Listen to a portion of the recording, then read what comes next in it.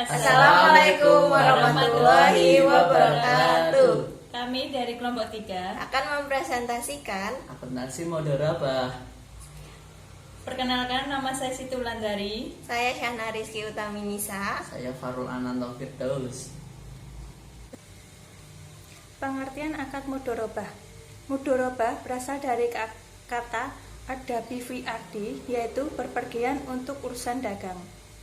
Disebut juga kirot, yaitu berasal dari kata al-qardu, yang berarti potongan karena pemilik memotong sebagian hartanya untuk diperdagangkan dan memperoleh sebagian keuntungan.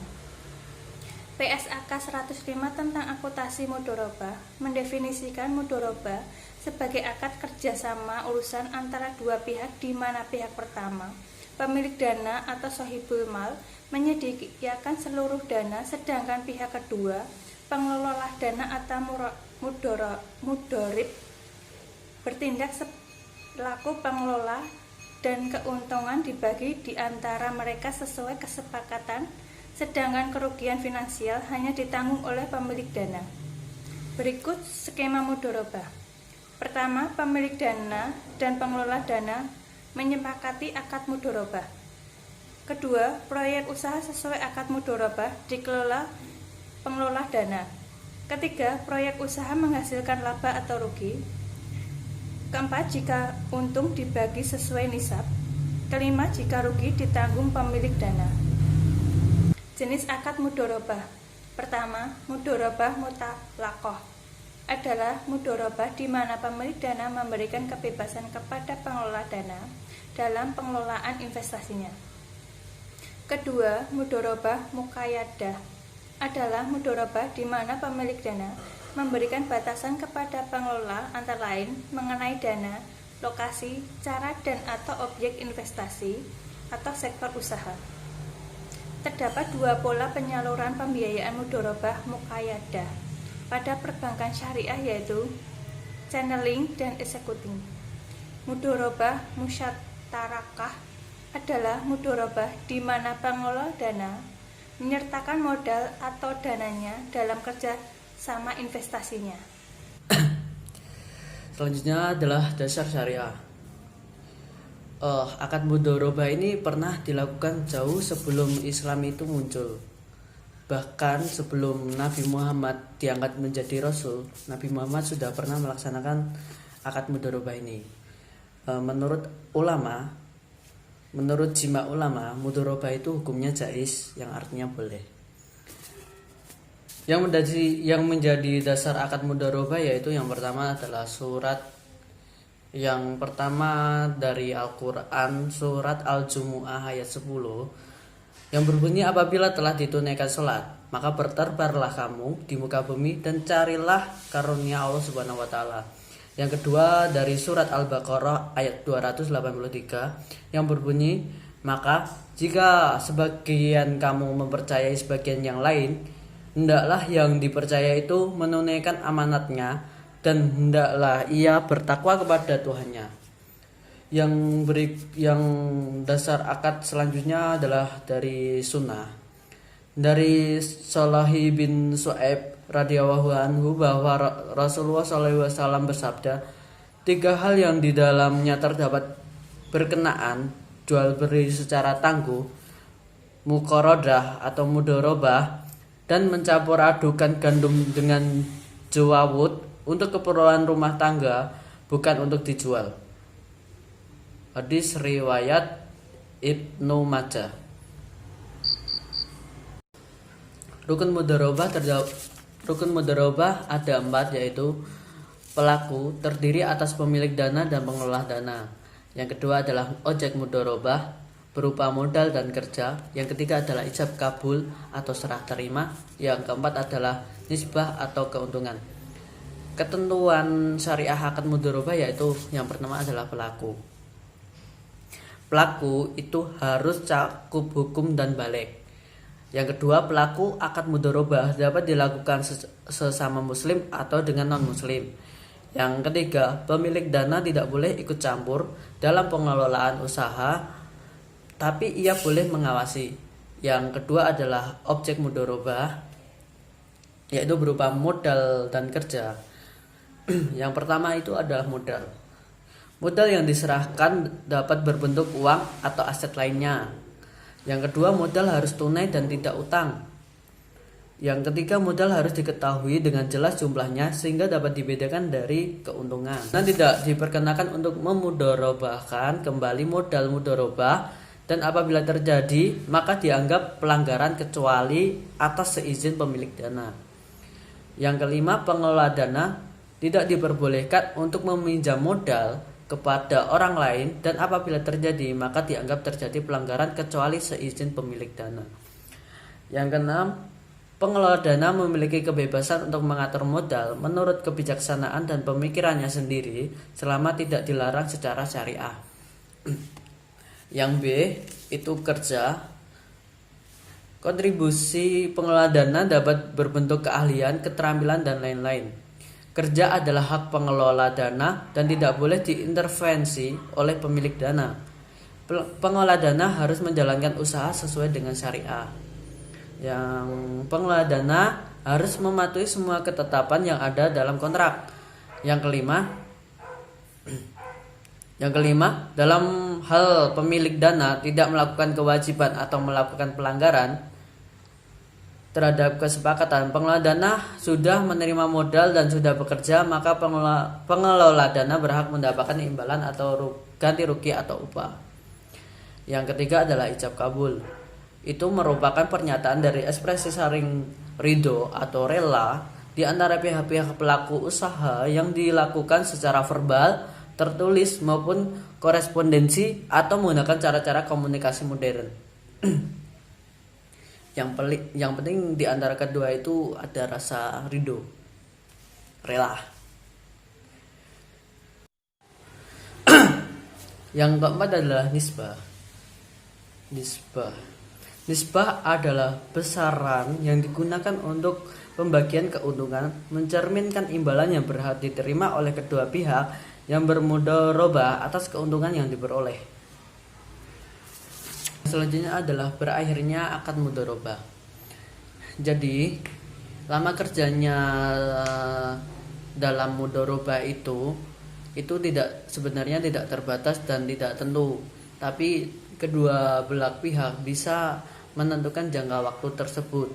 Tapi ada hal-hal lain yang membuat mudharobah itu bisa berakhir.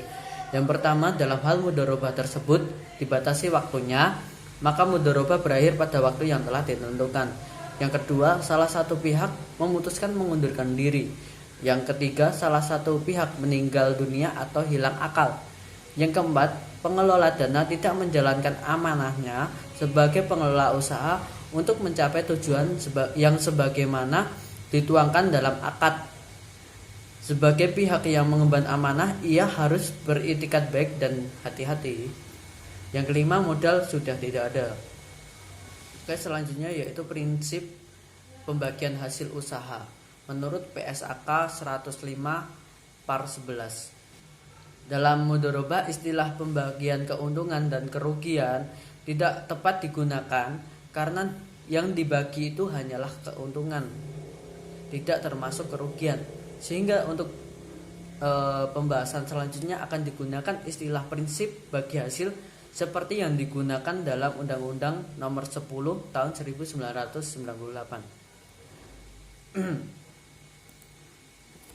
Adalah contoh perhitungan pembagian hasil usaha. Itu contoh dari laporan rugi dari usaha yang digunakan akad mudharobah. Pendapatan sejumlah 1 juta dikurangi beban pokok penjualan sebesar 650.000 menghasilkan laba bruto 350.000. Beban-bebannya sejumlah 250.000 menghasilkan laba atau rugi neto sebesar 100.000.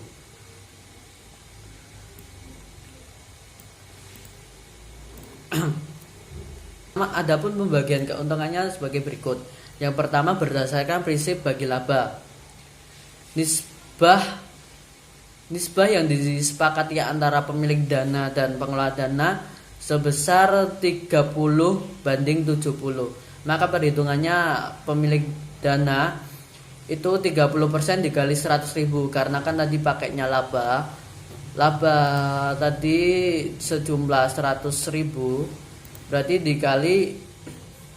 di prinsip bagi laba ini 30% untuk pemilik dana dikali 100.000 menghasilkan 30.000. Yang untuk pengelola dana itu sebesar 70% dikali laba 100.000 hasilnya 70.000. Yang kedua adalah prinsip bagi hasil. Maka di prinsip bagi hasil ini bukan lagi kita menggunakan laba neto, tapi kita menggunakan laba bruto. Laba bruto. Di sini dicontohkan nisbah antara pemilik dana dan pengelola dana adalah sebesar 10:90. Pemilik dananya 10% dikali laba bruto tadi. Laba bruto sebesar 350.000 dikali punya pemilik dana itu sebesar 10%, hasilnya adalah 30.000. Dan pengelola dana sebesar 90% dikali 350.000 menghasilkan 150.000. Nah, itu contoh dari prinsip pembagian hasil usaha menurut PSAK 105/11. Bagi hasil untuk akad mudharabah musytarakah diatur dalam PSAK 105/34. Ketentuan bagi hasil untuk akad jenis ini dapat dilakukan dengan dua pendekatan, yaitu yang pertama, hasil investasi dibagi antara pengelola dana dan pemilik dana sesuai nisbah yang disepakati. Selanjutnya, bagian hasil investasi setelah dikurangi untuk pengelola dana tersebut dibagi antara pengelola dana sebagai musytarik dengan pemilik dana sesuai dengan porsi modal masing-masing. Atau yang kedua, hasil investasi dibagi antara pengelola dan pemilik dana sesuai dengan porsi modal masing-masing. Selanjutnya, bagian hasil investasi setelah dikurangi untuk pengelola dana tersebut dibagi antara pengelola dana dengan pemilik dana sesuai dengan nisbah yang disepakati. Lanjut, akuntansi untuk usaha mudharabah. Akuntansi untuk usaha mudharabah ini dilakukan oleh mudharib dan hanya untuk pengelola usaha mudharabah saja, tidak termasuk pencatatan untuk mudharib di luar usaha mudharabah. Perlakuannya itu ada beberapa. Yang pertama, dana yang diterima dari pemilik dana dalam akad mudharabah diakui sebagai dana syirkah temporer sebesar jumlah kas atau nilai wajar aset non-kas yang diterima. Yang kedua, pengukuran dana syirkah temporer diukur sebesar jumlah kas atau nilai wajar aset non-kas yang diterima. Ketiga, penyaluran kembali dana syirkah temporer. Jika pengelola dana menyalurkan kembali dana syirkah temporer yang diterima, maka pengelola mengakui sebagai aset. Apabila pengelola dana mengelola sendiri dana mudharabah, berarti akan ada usaha yang didanai oleh dana mudharabah. Yang terakhir, jika terjadi kerugian akibat kesalahan atau kelalaian pengelola dana, maka kerugian diakui sebagai beban pengelola dana. Di sini disajikan contoh perlakuan akuntansinya. Dibagi menjadi dua, akuntansi untuk pemilik dana dan akuntansi untuk usaha mudharabah. Nah, contoh pencatatan penyetoran modal mudharabah. Di sini ada kasus pada tanggal 2 Januari Bapak Budi memberikan biaya dalam bentuk akad mudharabah kepada Bapak Alam untuk pendirian modal usaha tahu rakyat sebesar 20 juta secara tunai. Nisbah untuk Bapak Budi dan Bapak Alam masing-masing sebesar 40/60. Pada saat pemberian dana, maka investasi mudharabah dalam bentuk kas diukur sebesar jumlah yang dibayarkan oleh Bapak Budi. Nah, jurnal yang dicatat oleh Bapak Budi 2 Januari, jurnalnya investasi mudharabah pada kas sebesar 20 juta. Jika Bapak Budi memberikan pembiayaan dalam bentuk mesin dan perlengkapan pengolahan tahu yang nilai tercatatnya sebesar 18 juta dan saat pembiayaan disepakati nilai wajar aset tersebut adalah senilai 20 juta, maka jurnal yang dibuat adalah investasi mudharabah sebesar 20 juta pada keuntungan tangguhan sebesar 2 juta dan aset non-cash sebesar 18 juta. Keuntungan tangguhan akan diamortisasi sesuai jangka waktu akad mudharabah. Jika akad mudharabah berlangsung selama 5 tahun, maka ayat jurnal yang dibuat pada tanggal 31 Desember adalah keuntungan tangguhan pada keuntungan sebesar 400.000. Sebaliknya, jika Bapak Budi memberikan pembiayaan dalam bentuk mesin dan perlengkapan pengolahan tahu yang harga perolehannya sebesar 20 juta dan saat pembiayaan disepakati nilai wajar aset tersebut adalah senilai 18 juta, maka jurnal yang dibuat adalah investasi mudharabah sebesar 18 juta dan kerugian sebesar 2 juta pada aset non-cash sebesar 18 juta. Nah, di sini dengan soal yang sama, tetapi akuntansi untuk usaha mudharabah, pengukuran dana syirka temporer. Nah, ini perbedaannya dengan pengukuran dana syirka temporer dilihat dari pencatatannya. Di sini jurnal yang dibuat oleh Bapak Alam itu kas pada dana syirka temporer sebesar 20 juta. Dan jika modal mudharabah diberikan dalam bentuk aset non-kas senilai harga wajarnya sebesar 20 juta, maka jurnal yang dibuat oleh Bapak Alam adalah aset non-kas dan dana syirkah temporer sebesar 20 juta. Bapak Budi kemudian mencatat penurunan nilai jika investasi mudharabah dalam bentuk aset non-kas. Di sini diberikan contoh penurunan nilai aset non-kas. Jika investasi mudharabah dalam bentuk aset non-kas yang diberikan mengalami penurunan nilai dari 20 juta menjadi 19.500.000 sebelum usaha pabrik tahu dimulai dan bukan merupakan kelalaian Bapak Alam, maka ayat jurnal yang dibuat Bapak Budi adalah kerugian investasi mudharabah pada investasi mudharabah sebesar 500.000. Jika penurunan nilai terjadi setelah kegiatan operasi pabrik tahu telah berjalan, maka jurnal yang dibuat Bapak Budi adalah kerugian investasi mudharabah pada penyisian kerugian investasi mudharabah sebesar 500.000. Nah, sedangkan di sisi Bapak Alam, penyaluran kembali dana syirkah temporer, pencatatan keuntungan dari dana mudharabah yang digulirkan kembali. Di sini contohnya Bapak Alam selaku pengurus paguyuban koperasi tahu menyalurkan kembali dana syirkah temporer pada Bapak Dimas, anggota koperasi. Setelah dihitung, ada bagian keuntungan Bapak Alam sebesar 1 juta pada akhir bulan Januari 2017. Ayat jurnal yang harus dibuat oleh Bapak Alam sebagai penerima pendapatan bagi hasil dari penyaluran kembali dana syirkah temporer adalah kas atau piutang pada pendapatan bagi hasil sebesar 1 juta. Hak pihak ketiga atas bagi hasil dana syirkah temporer yang sudah diperhitungkan tetapi belum dibagikan kepada pemilik dana diakui sebagai kewajiban sebesar bagi hasil yang menjadi porsi hak pemilik dana, atau yang di sini yang dimaksud yaitu Bapak Budi. Jika pada bulan pertama Bapak Alam mengakui bagi hasil yang akan dikeluarkan adalah 1 juta, di mana 40% akan diberikan kepada Bapak Budi dan 60% akan diterima oleh Bapak Alam.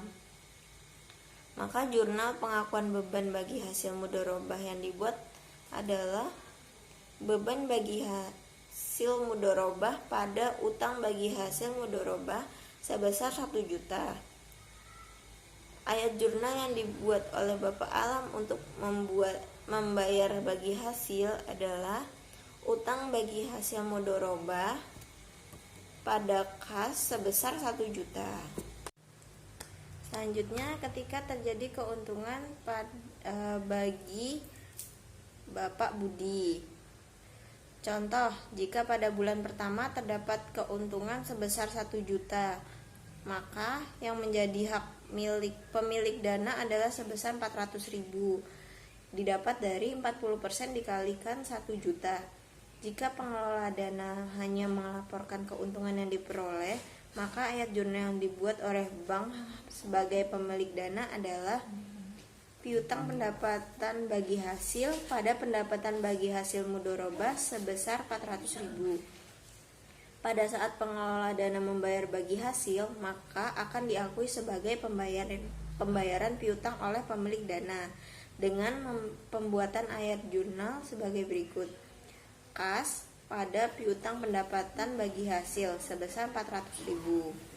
Sedangkan ketika Bapak Alam mengelola dana sendiri, berarti ada usaha yang didanai oleh dana mudharabah. Pencatatan pendapatan dan beban terkait usaha mudharabah, contohnya usaha mudharabah memperoleh pendapatan dari penjualan tahu sebesar 4 juta dan mengeluarkan beban sebesar 2 juta untuk bulan pertama kegiatan operasional. Ayat jurnal untuk mencatat pendapatan tersebut adalah kas atau piutang pada pendapatan sebesar 4 juta.